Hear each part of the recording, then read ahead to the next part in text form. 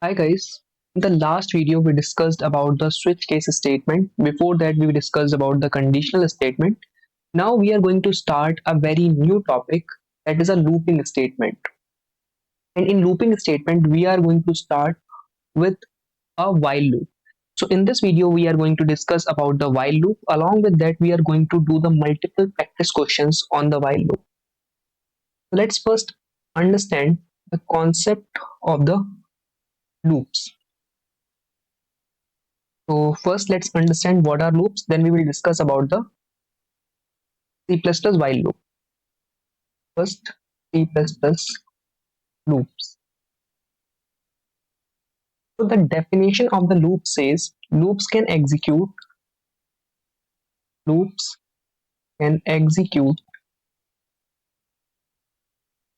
a block of code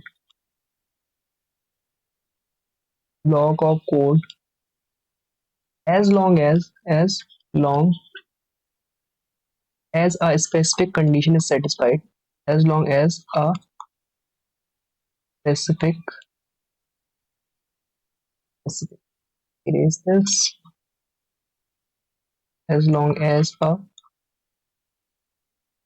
specific condition is reached. Condition is reached. Basically, in case of loops, we will be checking a particular condition, and until that condition will become false, we will simply execute that loop again and again, again and again until that particular condition will become false. Let's understand this with the while loop. So we are going to discuss the while loop. So while loop says, so let's understand this with this example. So while loop is known as a pre-tested loop. Pre-tested means in this first the condition will be checked. If this condition is providing me the true result, only in that case I will move to the body of the while loop. Let's understand this with the syntax. The syntax of the while loop is like in this way. First you will write the while, then inside this you will write a condition, and then you will write a body of the while loop. Body of while loop. Pre-tested means it is going to check the condition. First it is going to check the condition. If this condition is true, only in that case we are going to move inside the body of the while loop. If this condition is becoming false in a single case, in a first case, then we are not going to move inside the body of the while loop if this condition is false. If in case of false, we are not going to move inside the body of the while loop, and the statements written outside the body of while loop will be executing. Okay, so while loop says it is going to check for a single condition. It is going to check for a single condition. If it is condition is true, then it is going to move inside the body of the while loop. It is going to print, it is going to execute all the statement written inside the body of the while loop. Again it is going to check for that condition. Again it is going to check for that condition. Again if this condition is true, again the while loop will execute. Again it is going to check for this condition. If this condition is again true, then again the while loop will be executing. Now let's consider, now again it is checking for the condition. This time the condition is false. In the fifth iteration the condition has become false. In that particular case the execution of the while loop will stop, and the program will move outside the body of the while loop. So this is a simple definition of the while loop. Now let's understand this with the flowchart. So the flowchart is also saying the same thing. First it is going to check for the condition. First it is going to check for the condition, for this condition. If this condition is true, then in that case we will move inside the body of the while loop. We will move inside the body of the while loop. If this condition is false, in that case we will not move inside the body of loop. We will directly jump outside the body of the while loop. Now again, after checking the condition, whatever the code, whatever the statement written inside the body of while loop will be executing. Like we have checked the expression, we have checked this expression. Now this expression was true, so we moved inside the body of while loop. We executed all the statements. Now again we will be moving to the condition. Again we will be checking the condition again. We will check the condition again and again, and we will execute the statement written inside the body of while loop again and again until this condition will become false. Once this condition will become false, we will move outside the body of while loop, and we will execute all the statement though that are written outside the body of for loop, or body of while loop. So this is a simple procedure of the loop. We will be checking the condition again and again until that condition become false. In case of conditional statement like the if statement, else statement, we were only checking the condition one time. If it is a if statement, then we were checking the condition, but we were only checking the condition for one time. If the condition was true, if this condition was true, then we are executing all the statement written inside the body of if statement. But we were not executing, we were not going to check that condition again. But in case of looping statement, that's the reason it is called as a looping statement. In case of looping statement, that condition is checked again and again, again and again until that condition has become false. So this is the purpose of using the looping statement. That means you can iterate over a particular statement again and again until that condition has become false. Now let's do some practical implementation so that you can get a clear picture about the while loop. So we will start with a very basic question. Let's create a file over here. While.cpp. We will start with a very basic question. I simply want to print the number till 10. Write a program to print the number from 0 to 10. I simply want to print the number from 0 to 10. So I will simply start writing. That means include iostream and using namespace.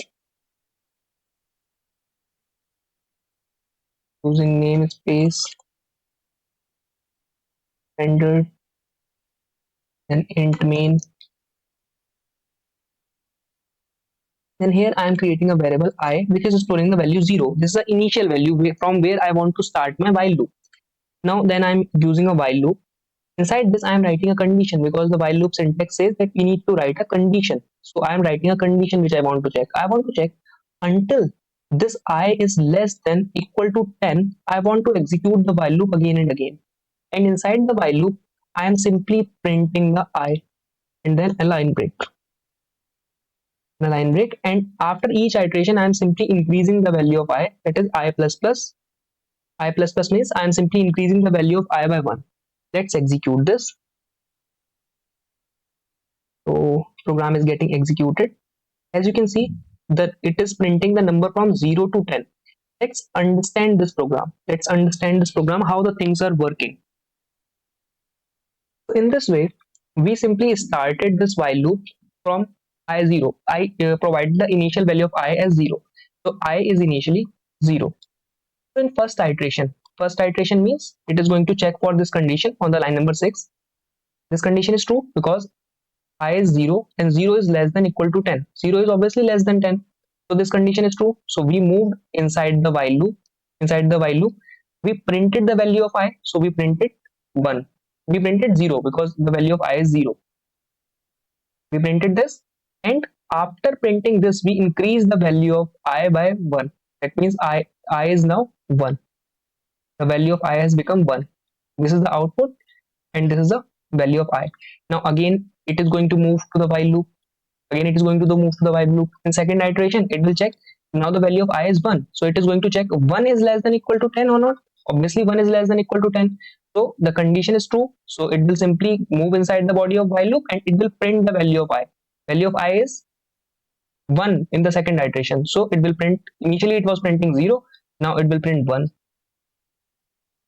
And the value of I will become 2 because in second iteration the value of I was 1. Now 1 plus 1, that is 2.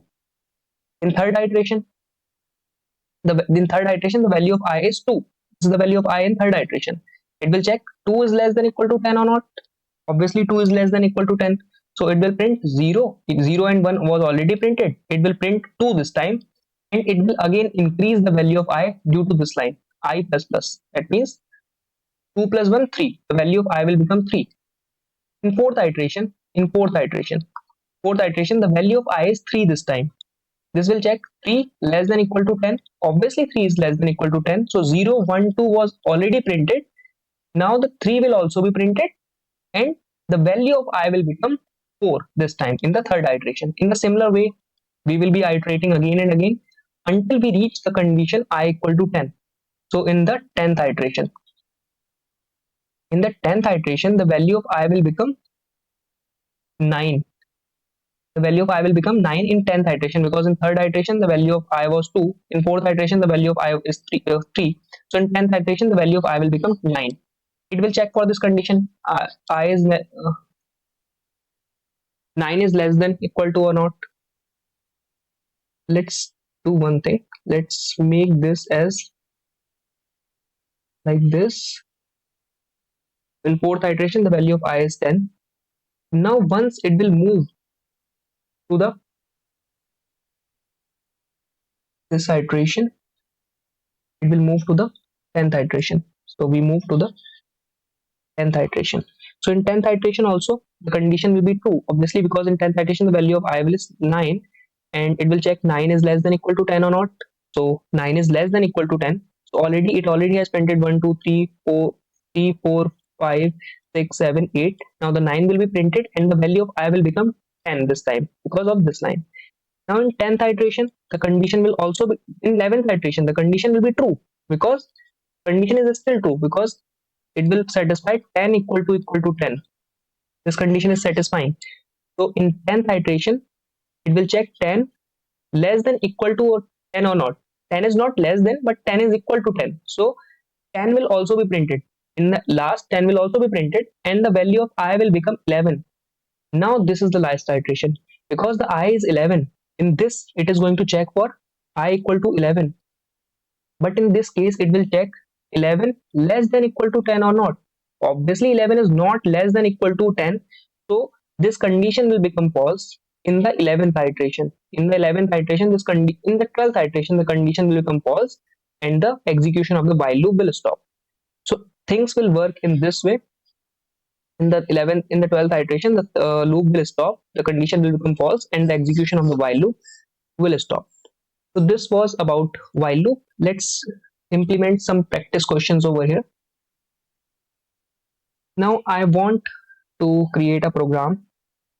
Let me first comment this, and here create a program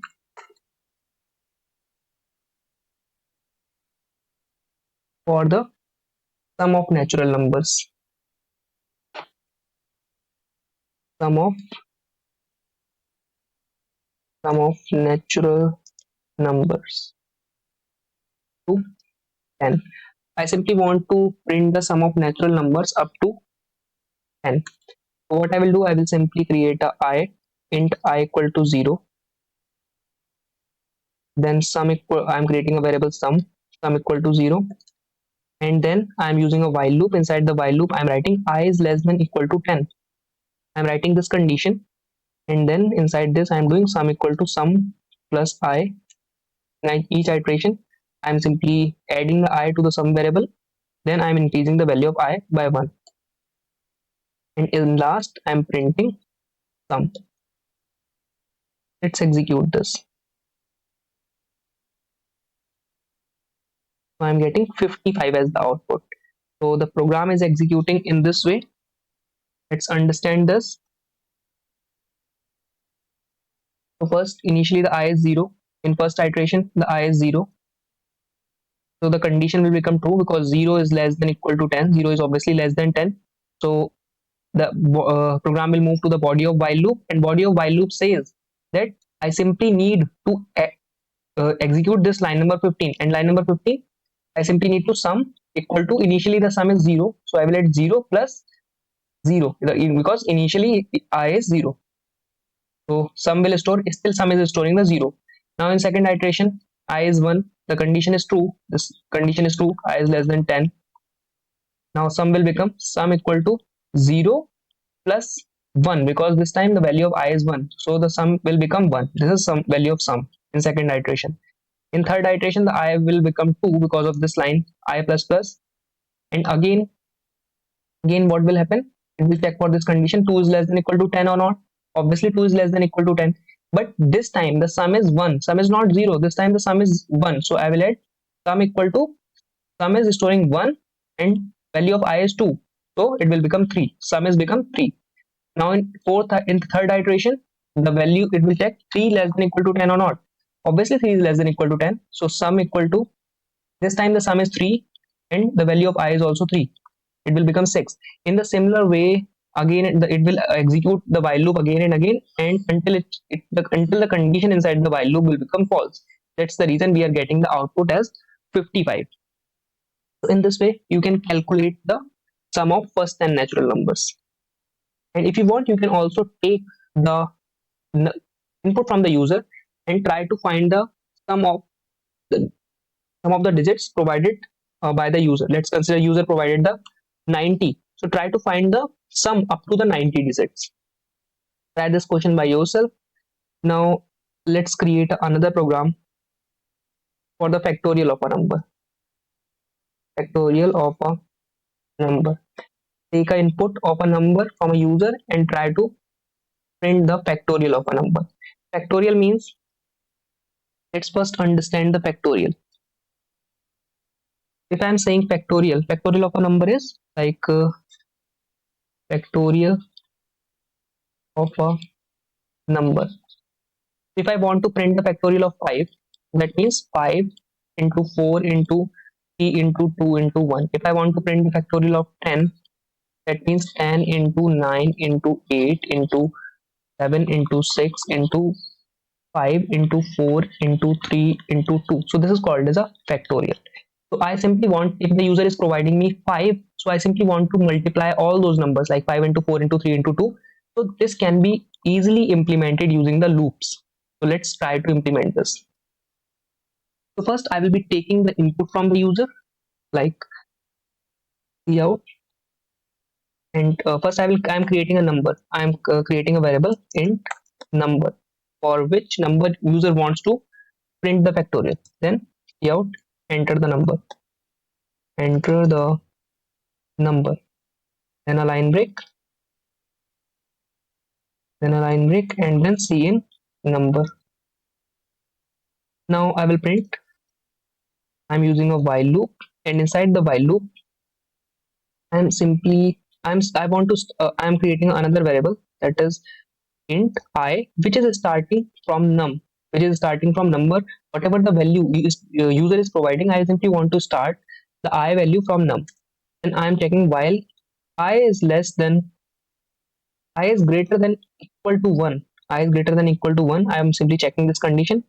Until this condition will become false, I simply want to execute the while loop. I am simply saying factorial equal to, I'm creating a variable factorial. Initially I'm creating a variable over here, and factorial equal to 1. Now I am saying factorial equal to factorial into I, and after each iteration I am simply decreasing the value of I, and last I am simply printing whatever the factorial variable is storing, and then a line break. Let's understand this. So let's consider the user entered the value 3. So factorial means factorial of 3 is 3 into 2 into 1. So I am taking the example of 3. So here the user entered 3. So I variable is initially storing the 3 value. So I is also 3. Because I have stored on the line number 26, whatever the user is providing, I am simply storing inside the I variable. So I is storing the 3 value. Now I am creating another variable, that is a factorial variable, which is initially storing the value 1. Now let's understand the while loop with each iteration. Let's understand this. So in first iteration, the value of I is 3. So it will check for this condition. 3 is less than equal to 1 or not. So 3 is less than equal to 1. This condition is true. The body of while loop will be executing. This line will be executing. So the value of factorial will become, factorial says initially it is 1. So 1 into I, and I is storing 3. So 1 into 3 means 3. The value of factorial will become 3. Now in second iteration, and after that the value of I will be reduced because of the line number 30. So the I will become the value of, let me make this to this side, the value, now this I will become 2. I will become 2 because of this line number 30. Initially I was 3, now I is 2 because of the line number 30. Now in second iteration the value of I is 2 because it was reduced in the previous iteration. It will check 2 is less than equal to 1 or not. This condition is true. So the value of factorial will become, initially the factorial is storing 3 and we are saying 3 into I is 2. So 3 into 2, that is 6. That is 6 and the value of I will be reduced by 1 because of this line. So 2 minus 1, that is I equal to 1. In the third iteration, I is storing value 1. Again it is going to check for this condition. I is equal to, it is going to check for 1 is equal to, is less than or equal to. It is not less than, but it is equal to. So this condition will become true. So the value of factorial will become, factorial will say factorial into I. Factorial into I. Factorial is initially storing 6 and I is storing, in third iteration I is storing the value 1. 6 into 1, that is 6. So the value of factorial will become 6 and the value of I will become 0. I will become 0. The execution will move to the fourth iteration. Fourth iteration, the value of I is 0. It will check 0 is less than equal to 1. 0 is less than equal to 1. It is going to, sorry, we were checking the greater than condition. I simply made a mistake over here. We are checking the greater than, it is not checking. We are simply checking a greater than condition. I made a mistake. And it will check 0 is greater than equal to 1. So this condition is not true. The last condition is not true. This is providing me the false output. Since this condition, the fourth iteration is providing me the false output, so the execution of the while loop will be stopped. The execution will stop and the program will move outside the while loop. That means to the line number 32. And on the line number 32, I am simply printing the value of factorial. So factorial is storing the value 6. 6 will be printed on my output screen. So let's execute this. First, let me erase all this, and after that, we will execute this program. First, erase this, and after that, we will try to execute this program. So I'm executing this, and we will try to take the value as 3 in this example. So here I'm executing the program, and I'm providing the value as 3. I'm providing the value as 3. Now we are getting the output as 6. We already have discussed the dry run of this program. Now I'm providing the value as 5. I'm providing the value as 5. And I'm getting the output as 120. Let's execute this program again. I'm providing the value as 10 this time. I'm entering the value as 10. And I'm getting the output as this one. So this is called as a factorial of a number. Now let's create another program. Let us create another program for creating a table of a number. Multiplication table. Multiplication table of a number. Write a program to print the multiplication table of a number. Basically, if the user is providing 2, then I want to print the table of a 2. So here I am creating a variable int num, which is, or I am creating two variables int num and comma I. Both are storing the value 1. Both are, and I am creating a variable num which is of integer type, that is not storing any value, and I am creating an integer I which is storing initial value as 1. Now I am doing a cout, that enter the number, then a line break, then I am taking the input for the number num, and I am executing a while loop, and I am saying until the value of I is less than equal to 10. I simply want to execute the while loop, and inside this while loop I'm simply writing a statement. I'm writing a print statement that means n, initial value of n, into, that is a multiplication sign, 2 into Then I want to write a equal to sign, and then I want to multiply n by I in each iteration, and then a line break. It is a num. It is not number. It is a num. And after each iteration, I'm simply increasing the value of I by 1. Let's execute this. I'm executing this, and I'm providing the value as 2, and I'm clicking enter. So I'm getting, I have provided the 2 in, I also need to print the I over here, 2 into I, then equal to, let's save this. Now I'm providing the value of number as 2, so I'm getting 2 into 1, 2, 2 into 2, 4, 2 into 3, 6. Let's understand this, how the things are working using this while loop. So basically what I'm doing, I'm simply taking the input from a user provided me the out input as 2. Initially the I variable is storing 1, so in first iteration the value of I is 1. So it will check for this condition, 1 is less than equal to 10. Yes, 1 is less than equal to 10. So we move to the line number 44. We printed a statement that means number is initially storing 2. So 2, then this asterisk sign, then the value of I is storing 1. Value of I is storing 1 in first iteration. Then this equal to sign, then number into I. Number is storing 2.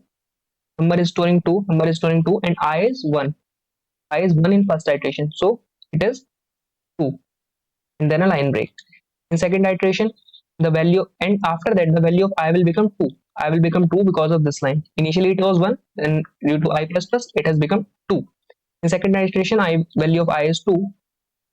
Then it will check for this condition, 2 is less than equal to 10 or not. This condition is true. So moving to the line number 44, and it will print number is initially storing the 2. So 2 into, this time I is storing the value 2. It is not storing 1. Initially it is storing 2.